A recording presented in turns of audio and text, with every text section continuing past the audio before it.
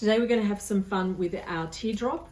I'm using the red tinsel teardrop in this. We're going to create a kit for you as well. So if you like what we've done here, you can make this yourself with all the materials that you need to create it. Otherwise, you can use it as a guide to work out how many picks and decorations and ribbon mesh you need to make this yourself. So we're going to have our sign. We're using red, white and blue as our colors, mesh, as I say, ribbons, picks, and we'll bring it all together for you, show you all the steps. A lot of this we're going to do is an overhead over my shoulder so you can see it more closely, and hopefully that'll make it much easier for you. I'm Nicole from mychristmas.com.au. Thanks for joining me and I hope you enjoy.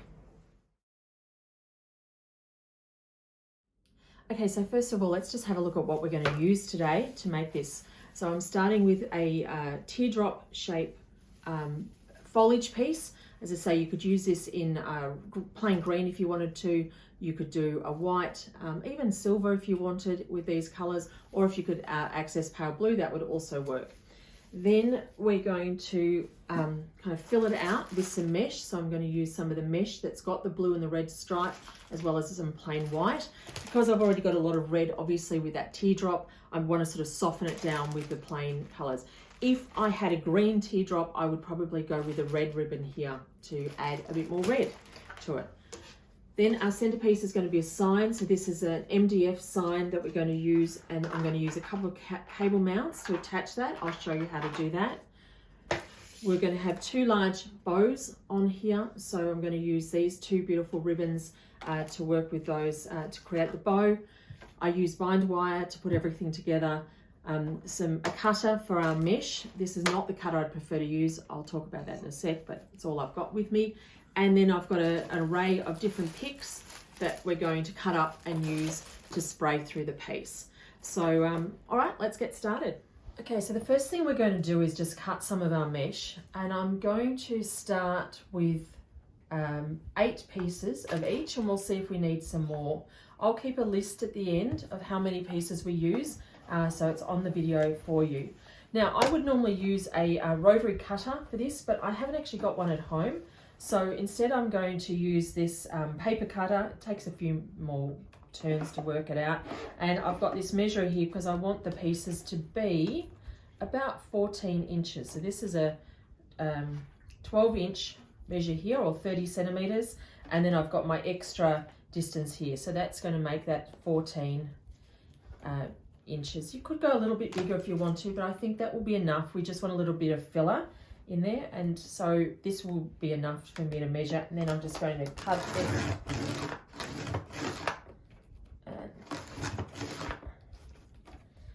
and we'll cut all of the mesh, as I said, 8 of each, and then we can start attaching it to the frame of our teardrop.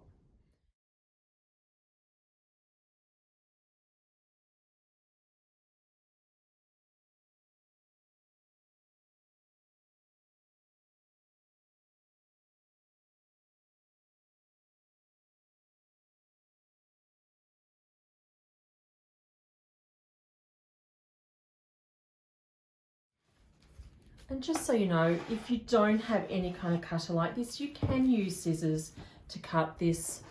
It's a little bit slower, but it's not like you've got to cut a lot.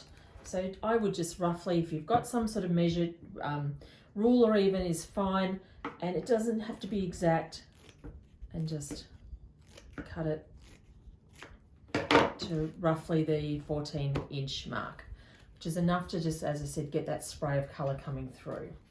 So what I like to do is have the whole piece pretty flat to begin with, and we might sort of fluff out the edges of it later, but we want to be able to position everything easily, so you don't need to have it raised in the middle.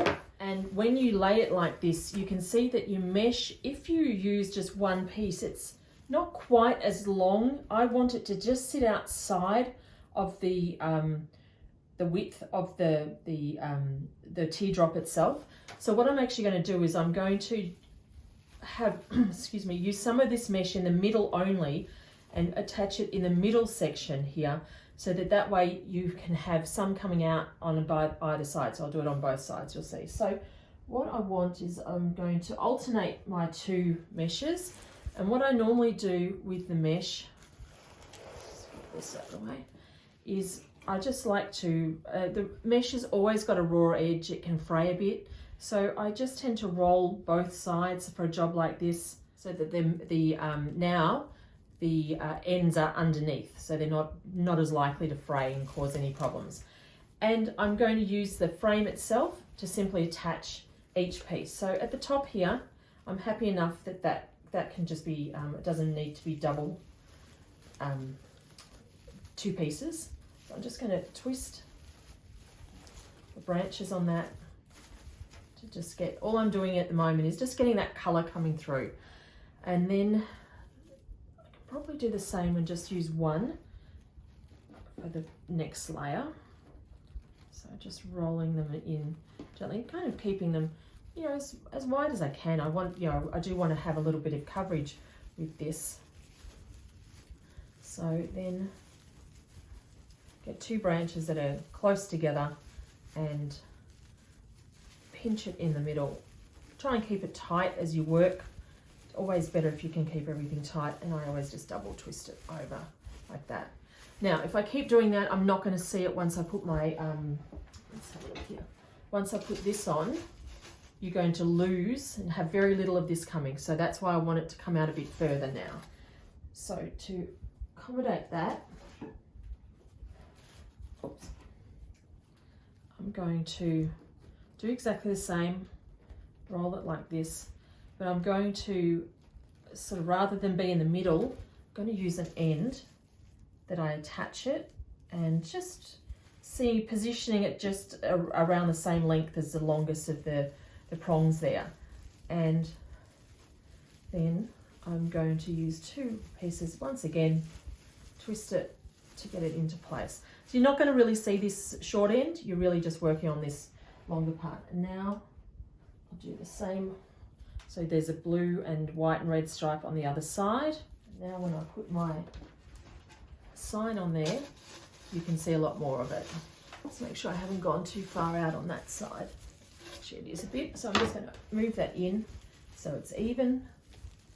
Just take it in a little bit, and I'm going to do the same with the next layer with the white and do 2 pieces for the width, and then I think we'll be back to single layers after that. Let's get those ends in a bit. Looking at where it's positioned. As I said, again, I'm just looking at the line here, then finding my middle foliage, 2 pieces that I can tightly twist around that, get it out to where it needs to be. Mesh is just a great filler. It just makes it very easy to get that extra layer of colour into your piece. Actually, no, that's not quite enough for me, so I'm going to still do a double in here. And also, therefore, it's a bit shorter though than the other one. And by filling it with the mesh as we're doing here, you don't need as much foliage, which is generally a more expensive piece. So it does help keep your overall costing down, which is always handy.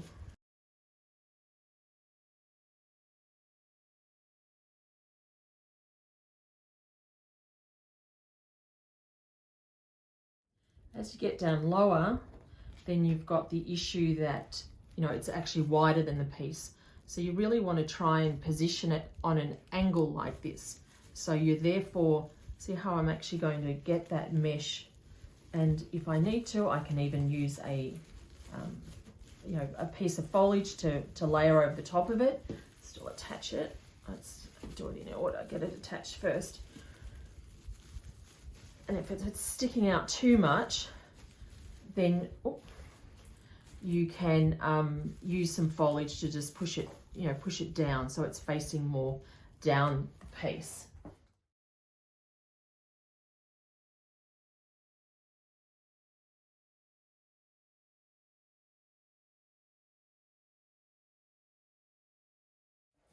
Just getting that in as tight as I can, because I want to keep this one a bit smaller. And as I say, just actually using that bit of foliage to just bend that bow a little bit more that way. We'll use a little bit of spray coming out here, but I think that's enough. All right, so we've got our piece now with the base done, and we've ended up using 7 of the red, white and blue, and 5 only of the white. Right, so we're going to set that aside because what we're going to do next is make our bows. So we're going to use our bow maker to create our bows. I just find it a lot easier to do this way. It comes and you just, my husband just hammered these in so that's nice and tight, the dowel here. I like to work this and actually attach it to the table. So I use a bit of blue tack on the bottom of it, and that just helps hold it in place as I'm working it. And that way it just doesn't move as I'm working. Okay, so with our bow maker, I have a piece of the bind wire that I just tuck away. I just find it's easy to get rid of it. And then I'm going to put my ribbon in between the pieces of dowel, have a bit of a tail here and squeeze it down. And then you want to twist your ribbon so you always have the pattern side on the outside of the bow. And I work my bow for something like this to the 6-inch mark. So therefore you just lay it down to the 6-inch position there, push it down into the middle, then twist again. So again, your pattern is on the outside of the bow. Put it in between your dowel, and then you've got the 6-inch marker here. By using a bow maker, you can make multiple bows exactly the same size too, which is really, really handy. And I'm going to make this bow 3 loops of each of the 2 ribbons, and we'll see how that looks. So because it's wired, it will hold its shape, so it doesn't matter if you're flattening everything down. At this stage you can get that shape back. Twisting, and then twist. So I've got 3 loops now on both sides of my bow. So now I'm just going to get a tail again and cut off that ribbon. Now for the second ribbon, again we want a tail, so give ourselves a bit of length here. And we do exactly the same. Twist the ribbon to have the pattern on the outside of the bow. And we're going to make 3 loops. And this time, I'm just going to work this loop a little bit smaller than the loop underneath on both sides. And that way I can see a bit more of my underneath patterned ribbon. I personally would find it near impossible to hold this many layers of ribbon in my hands. And that's why I like to use the bow maker for these big bows. Okay, so again, I've got 3 loops on either side. I want to have a bit of a tail here, and then I can cut this off. All right, so at this stage, we need to now tie this together. So I get my 2 ends of the bind wire, and I like to just cross it over at this stage so it keeps it together. And this has just been made for me, so it's really tight. So squeeze it together before it comes off the dowel, and just hold it. This out of the way. And at this stage I like to try and get my bow flat, so I just like to push everything down, trying to keep it straight, like on top of each other, not falling across, you know, like a building falling down. You want it to be just flattened in the middle, and then turn it over and tie it off, and that's just a twist. Twists there. All right, so now with the bow, just any of your ribbon ends, you want to have again the pattern up, so make sure they're twisted the right way there. And now it's just a matter of moving these loops out so that you get a full bow. So this bow becomes more of like a 360-degree bow rather than something that is you know, a traditional bow shape. It's just it's nice full coverage of the ribbons. And I find when I'm pulling on this that they have a natural kind of preferred location. So when I'm pulling at them, if it feels like it doesn't want to go one way, then I'll pull another loop and see if it does. I think once you play with it, you'll know what I mean there. So that means it's sitting nice and flat. Everything is in position. I'm not going to fluff this up yet, because if I fluff it now, I'm just going to flatten it again once I put it onto my piece. So I find that it's easier to just keep it flat like this with my tails, and once it's on my teardrop I can do the final adjustments. All right, so we have our base done, we've got our bow made. So now what we're going to do is we're going to position our main piece, our sign, into this, and then we'll add our bow, and then we'll make a second bow here, and then we can play with the foliage, the different picks, and add them to it. So when I'm adding a sign to a piece like this, I'm actually going to want it to be slightly on an angle. All right, I think that looks much nicer. And so because it's going on an angle, I'm going to put 2 of these cable tie mounts at the back, because if you try to attach it to your piece with just this, it's going to be really awkward and difficult. So we always use these cable mounts. They are from either electrical supply shop or Bunnings if you're in Australia, so DIY, big department stores probably carry them. They are electrical supplies, and they have they're self-adhesive, and they can go on the back, and then we can run some bind wire through it to attach it to our frame. So as I said, I want this to sort of sit on an angle like that, so I'm going to put the 2 cable mounts, sorry, on sort of a bit of an angle there. So sort of positioning here and here rather than in the middle, and that I think will give it a little bit more shape. All right, so I've just put them on the angle there, which means I can attach this. Oh, actually I've done it on the other side, doesn't matter. Oh no, I haven't. Yeah, that's right. All right, so I'm going to position this on here, and then I'll work with my bow and my foliage, and I think I'll end up with a bow that's sort of over here. So to attach the sign, I use my bind wire again. I just find it a lot easier to have nice long pieces, then I can cut them off, and they feed underneath the cable mount. And then I just want to work out exactly how high I want it to be. And at this stage, I do like to get my bow just to see how big that is. So it's pretty big. That's that. I want this down the page a little bit, I think. I'm going to position that at about that point, and simply use my bind wire through the middle of the frame. So just work that through either side. I don't like to over pull on the bind wire on my first attachment, because it is only just sticky backed, the cable mounts. Just get my fingers through here, I can turn it over. Okay. So I'm just going to get this roughly into position, and then I can play with it and adjust. And then my same thing with the second one, working this through the frame, the middle of the teardrop. So now we have our sign in place, our mesh all in place.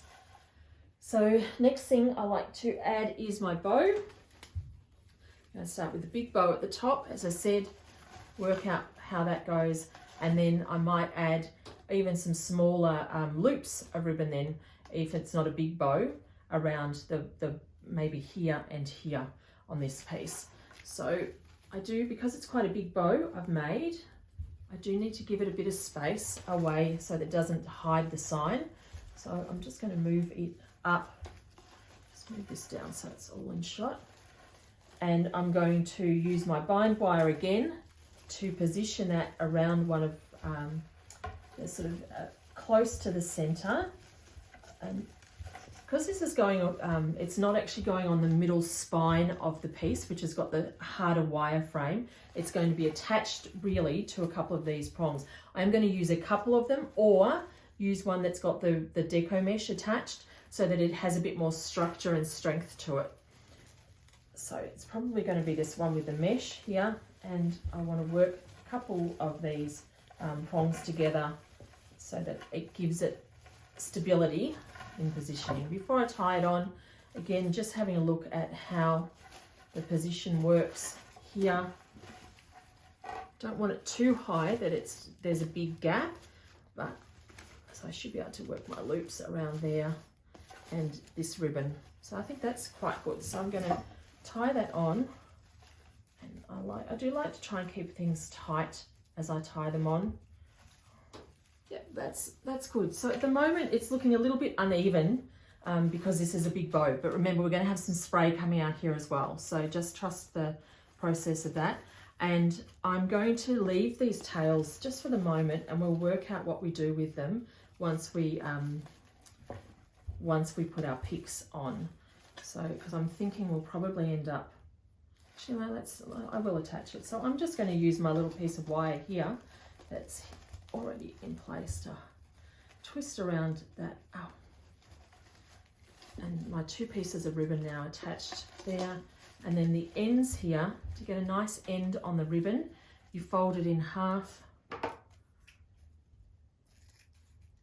and cut, and so you get that nice tail to it. I like this little hot chocolate ribbon with this. I thought it was cute. The tones, you can see that the blues are slightly different in each of these, but I think once you've got everything going together, my personal opinion is I don't care about that. Some people would not have those tones. That's a slightly more minty blue here. This is more of a like baby blue. So you can choose yourself whether you stick to the same exact same tone or work a few together. Once we add our picks, I think that will all work just fine. So again, I'm just going to pinch the 2 pieces of ribbon together, use one of my pieces of wire here and twist it around nice and strong, and that will be enough. And once again, cut the ends on this one on an angle. Now I'm going to just work a little bow. I'm going to use the bow maker just to make it easier. Just a couple of loops in here, and maybe another second one that I can also add maybe there and here. And then once I've got that, then I'll be ready to add my picks to the piece. I don't need this bow to be as big as the other one, and I don't even know that I'm going to need much tail. I'll just have a little bit of a tail here, and I'm going to work this bow to I reckon like the 4.5 mark here. And again, same as before, twisting always so that the ribbon is at the the pattern is at the top of the bow. I'll do a 5 loop and a 3 loop. So that means that I'm only working 3 loops on one side and 2 loops on the other, rather than making it even. And give myself a little tail. Work out what I need. Same as before, I like to just run my bind wire through the middle to keep it together. Pull it up. Much easier. You could do this in your hand if you wanted to. I just find that it means I can make it the exact same size if I use the bow maker, which I find very handy. And this is going to sort of spray out more to the side of the piece. So I'm going to actually work all these loops more to one side, and then the tails. We'll see if we actually need the tails or not.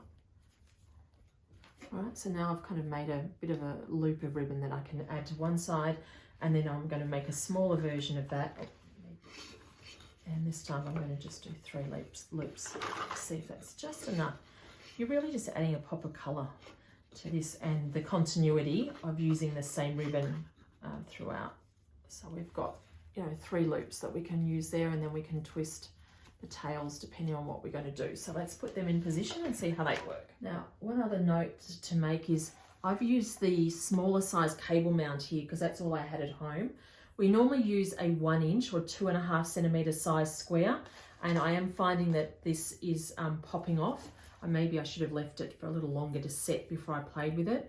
So I would recommend that you use the slightly bigger size cable mounts than what I did in the demo. And as I'm working this, I've just got to be careful that I'm not going to pop it off again. So I'm going to work a couple of pieces of this base, the teardrop foliage, and pull my bow in. I want it in nice and close, so it looks like it's coming out from the edge of the bow, the edge of the sign. You can see how much the bows fill it out. So again, you're not using as much of the foliage. If you didn't have big bows, you would end up needing a lot more foliage to make this. So this spray here, I think is perfect for this piece, but I feel it's a little bit too long that way for what I want to do. So what I'm going to do is actually break it down into 2 picks. So I'm just going to pull those off. I don't need this stem to be anywhere near as long as this, so I'm just going to cut the end off that.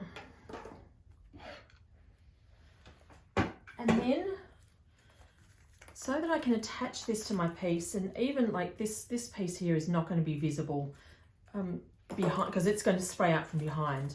So I do need a bit of length in this display, but I just don't want it as long as it was. So just work out where I want this piece to sit. Okay, and then to attach them, I'm going to use bind wire to effectively create a smaller, lower pick. So just again, I've taken the bottom 3 little prongs off, and taken the end of the stem off. Now I'm going to attach this so that they're sort of all start at that same height. So I want this up as high as I can get it. And at this point, I need to attach them. So I'm going to use this bind wire and twist it on first, and twist the ends together as tightly as I can. And then from there, I just twist this around the 2 stems, and that will create one solid pick of the length that I want. I will do this a lot for long picks when I want a little bit more substance that way with the picks, and then you can move these out. As I say, this one you're not going to actually see, but everything else will come out from behind our spray. So now we can attach that, and we're going to use the bind wire again. Okay, now that I've got that, I'm going to simply lay that onto my piece here, and I'm going to use another piece of bind wire. Just think it's easier with these bigger pieces to bind them and put them into place. And I just, if this is a bit fiddly, I need to get my fingers underneath here, under the stem. I'm wanting to work onto the stem of the piece. Okay, so I've managed to get my bind wire through the middle of the stem here, and now I'm going to simply push that onto the frame and use one piece to secure it, and then I can, after that, I can also use a piece of foliage to just keep it in position there. Now when I turn it over, I have my spray coming out. I hope you can see that, the top and the side.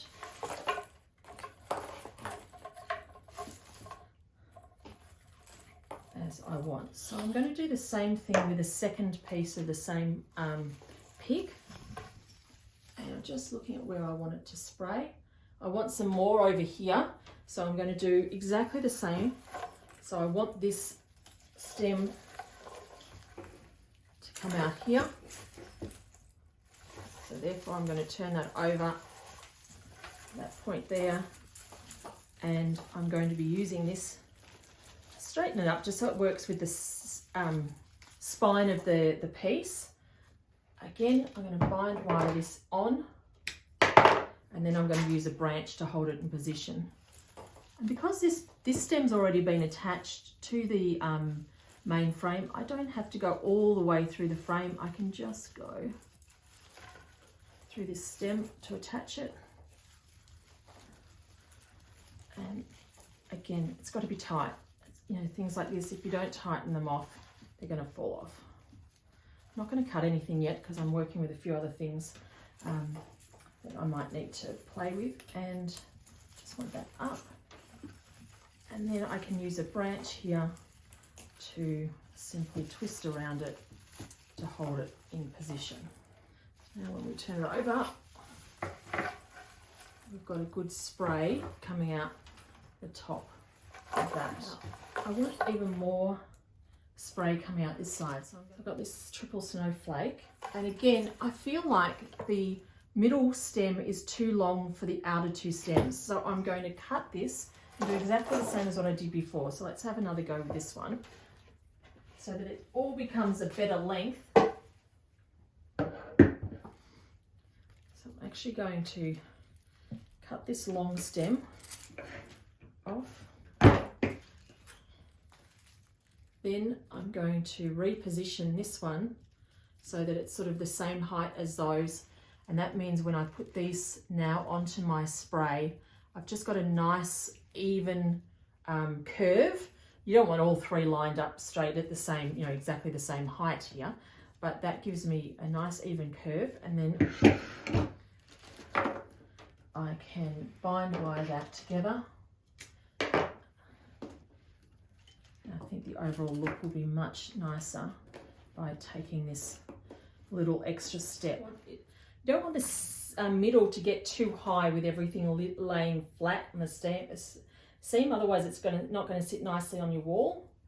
So I'm just going to sit it sort of more to the side here so that it's down flat rather than on top of the other stems. And once again, I'm going to bind wire that on. I see some great demonstrations where people use glue to put things on, and it's really quick. As I say, if I can, I try and avoid it so that I can reuse my piece with a different display, but it's totally up to you. I still feel like I've got quite a bit of a gap going on here. So to fill that out, I'm actually going to use the other one of these sprays. And when you get this sprays like this, just give them a little bit of shape as well. So don't keep them all flat as well as spraying them out that way. They'll look so much better for it. Again, I'm just flattening that down so it's sitting next to the other pick rather than on top of it. And it doesn't really matter which bind wire you use.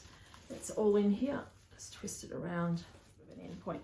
And when I have something like this, I need to feed the stem through underneath. I just bend it like that again. So you've got kind of a flat area that will sit next to the stem, but it comes up out of my piece nicely.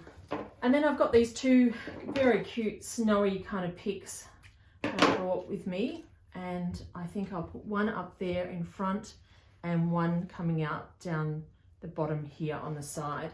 Again, they're flat. I'm not going to work them yet until I've got it in place, but I'm going to make sure that's got a lot of body to it once it's in place.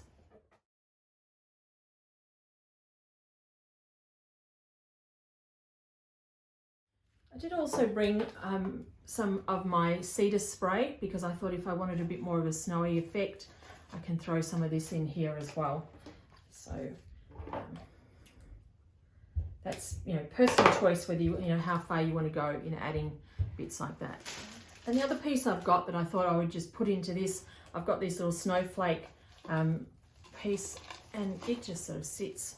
So I was thinking that would look nice like that. Now I think down here we're missing, so I would actually, I was meant to have a few more of the snowflakes at home, so as in this snowflake was meant to come with me, but it didn't. I only got one instead of the number I wanted. So I actually would make this up with another 2 of those snowflakes down there, but as I don't have them, I'm going to simply work with my foliage just to add a little bit, and it's flocked, so it still works with a snowy theme. And if I put a little bit down here, then I do need to have some up the top as well.